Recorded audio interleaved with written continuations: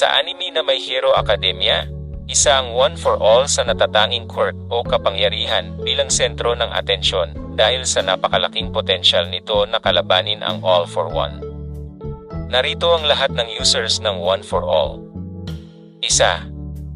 Yoichi Shigaraki, ang pinakaunang user ng one for all, at ang kapatid mismo ni all for one kung saan ito ang kanyang kinakalaban dahil sa mga maling gawain nito. Matapos niyang magkaroon ng kakayahang mag-stockpile ng quirk kung saan ito'y ipinilit ni all for one na mailagay sa kanya. Ngunit dahil dito sa kapangyarihan na one for all ay naghahanap ngayon si Yoichi ng mga susunod na hahawak sa kakayahang ito upang pigilan ang kanyang kapatid sa mga masasamang binabalak nito sa sangkatauhan. Dekada mula nang siya ay mamatay, natagpuan nito si Izuku Midoriya, ang kasalukuyang user ng one for all, ay pinahanga si Yoichi sa mga prinsipyo at ipinaglalaban nito kung kaya ay nangako siya ritong tutulong siya upang maging matagumpay ito sa kanyang mga hangarin, lalo na't kaisa nito si Izuku na labanan si all for one para sa kapayapaan. Dalawa, Kudo, ang ikalawang gumamit ng one for all na may peklat sa mukha at ang pinuno ng isang resistance group na kumakalaban sa masamang gawain ni all for one. Sa una, planong patayin ni Kudo si Yoichi dahil sa kapatid nga ito ni all for one, ngunit kalaunay nagbago ang pananaw nito at ninais na mailigtas na lamang si Yoichi mula kay all for one. Bilang pasasalamat, inihandog ni Yoichi kay Kudo ang one for all upang maging kanyang kapangyarihan. At dito na nga tunay na isinilang ang one for all. Hindi makapagbigay ng tiwala si Kudo kay Izuku tungkol sa nais nitong iligtas si Tomura sa kadahilanang ito nga ang potensyal na vessel ni all for one. Ngunit siya ay pinaalalahanan ni Yoichi noong siya rin ay mailigtas ni Kudo kahit na siya ay kapatid ni all for one. Kung kaya, kalaunay tinanggap niya ito para gabayan sa pakikipaglaban nito sa League of Villains. Taglay ni Kudo ang quirk na Gearshift bago napunta sa kanya ang quirk ng one for all, at ang kakayahan nito ay kaya niyang kontrolin ang anumang bilis ng kahit na anong bagay at binabaliwala ang loss of inertia sa lahat ng users ng one for all. Sa kanya, pinakanapupot si all for one sa kadahilanang si Kudo raw ang pinakarason kung bakit namatay si Yoichi.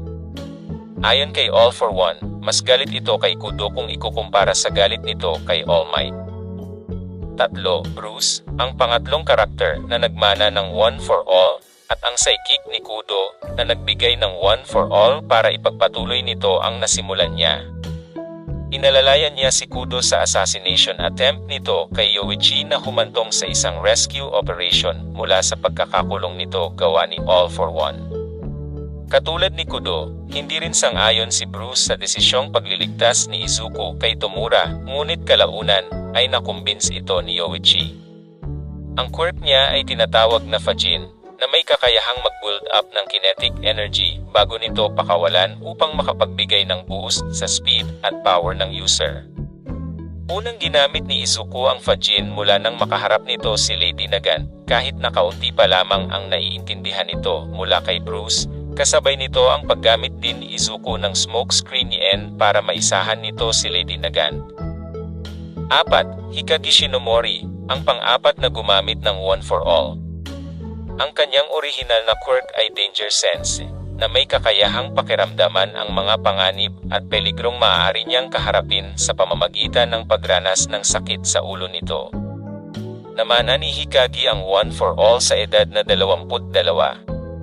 Napagtanto niyang hindi nito matatalo si all for one, ginugol ni Hikage ang sarili sa loob ng 18 taon sa kagubatan para sanayin at pagyabungin ang paggamit ng one for all para sa susunod na magmamana ng one for all ay may mas mataas itong tsansa na talunin si all for one. Dulot ng pagkakaroon ng quirk bago napunta sa kanya ang one for all, ang life force ni Hikage ay mabilis na naubos at ang kanyang katawan ay madaling tumanda sa kabila ng edad nito na 40. Bago namatay si Hikage, naipasa nito ang one for all kay Daigoro Banjo. Ilang dekada ang lumipas, nagkatagpo si Hikage at Izuku sa dimensional plane ng one for all. Sa pagtatagpong ito, binalaan ni Hikage si Izuku na huwag ipapamana ang one for all sa isang taong may personal na quirk.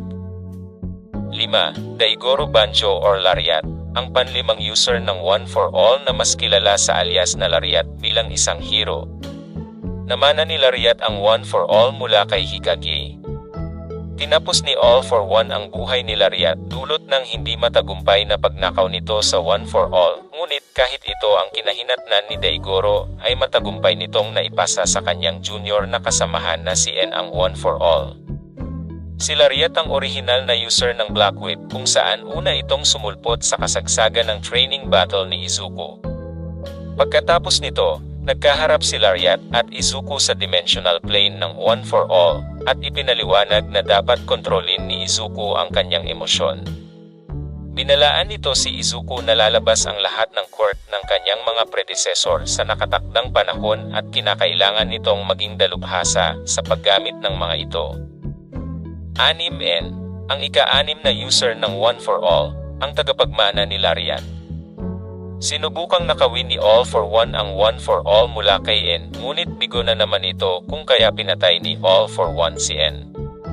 Bago mamatay si En, bumunot ito ng buhok niya para ibigay kay Nana Shimura upang mamana nito ang One for All.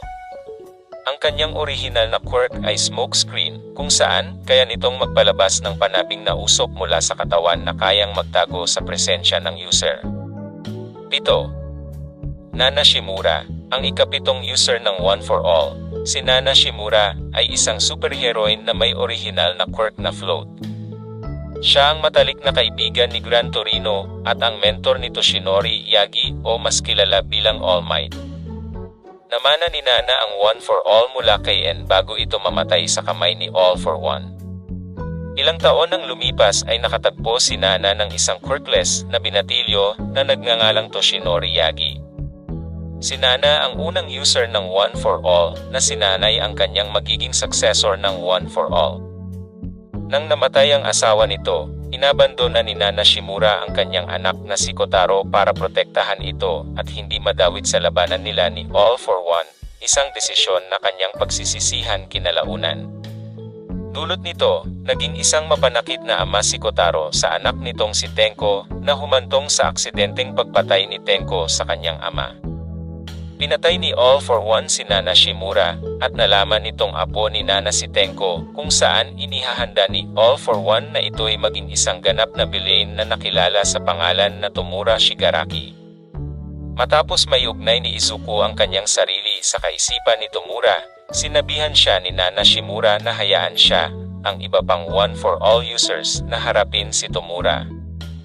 Kasunod nito, inimungkahi ni Nana Shimura na patayin si Tomura dahil hindi na ito kaya pang mailigtas at sa dami na ng mga nagawang pagkasira at kasamaan bilang isang villain, ngunit nadama ni Izuku ang natitirang humanity ni Tenko na nagdulot para kay Izuku na naising iligtas ito.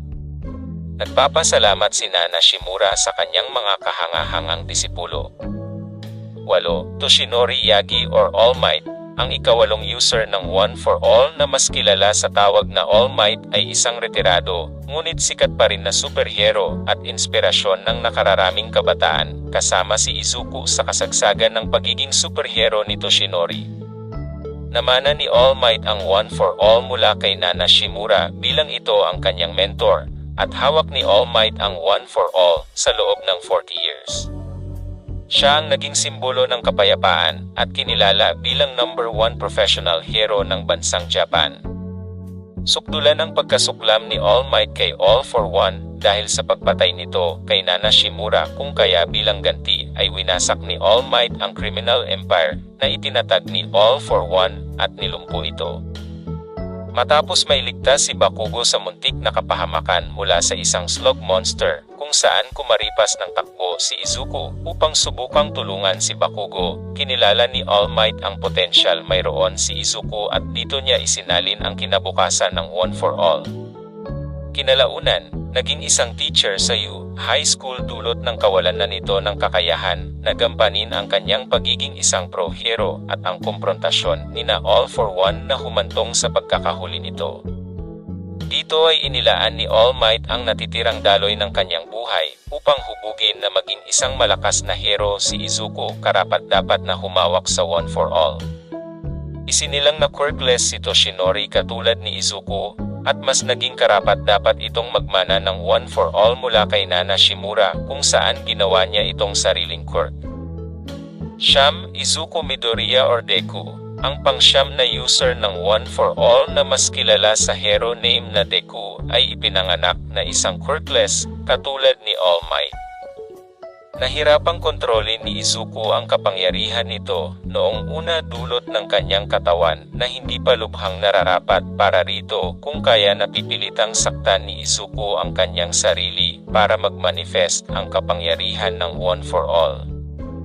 Matapos ang training na inilunsad nito kasama si All Might, nagawang maibsan ni Izuku ang pinsala na idinudulot sa paggamit nito at kalaunay na diskubre nito ang iba pang mga kapangyarihang napapaloob sa One for All mula sa mga nagdaang users nito. Sa kasalukuyan, nagagamit na ni Izuku ang halos lahat ng quirk mayroon ang mga dating users ng One for All sa tulong na rin nila. Maaaring maging panghuli ng tagapagmana ng One for All si Deku dahil ang pagiging quirkless sa kanilang mundo ay isang madalang na pangyayari. At dito nagtatapos ang ating pagbabalik tanaw sa siyam na users ng One for All sa anime na My Hero Academia.